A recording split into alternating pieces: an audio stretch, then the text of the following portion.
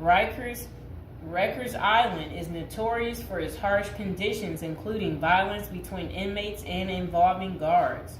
Reports of abuse, neglect, and corruption among staff have been frequent.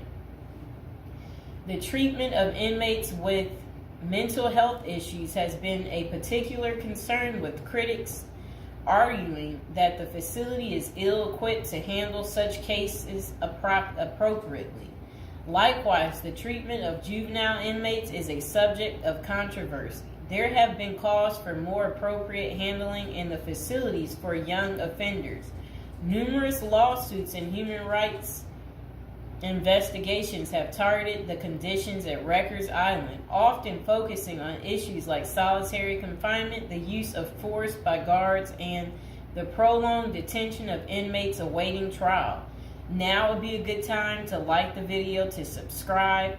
And are you guys enjoying the prison series? Do you like hearing about all the different prisons, learning with me together?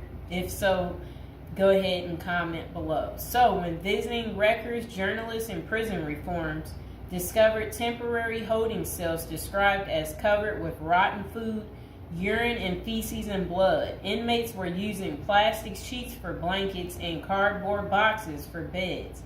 Maggots crawled over everything. Up to 26 men were crowded into a single cell where they used plastic bags as toilets. Prisoners kept in holding cells, which should be used for only 24 hours or less, often stayed there for more than a week awaiting transfer. In that time, food and medical services were not routinely provided. Now let's hear that paragraph again, just a small bit of it. So, this was what journalists had noticed when visiting Rikers Island. The prison reformers discovered temporary holding cells described as covered with rotten food, urine, feces, and blood. Inmates were using plastic sheets for blankets and cardboard boxes for beds.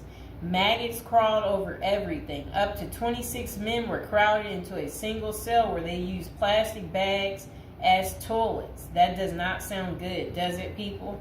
It's disgusting. So over the years, there have been various attempts to reform Rikers Island, focusing on improving conditions, reducing violence, and providing better mental health care.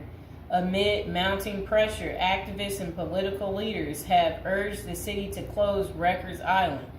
In 2019, the New York City Council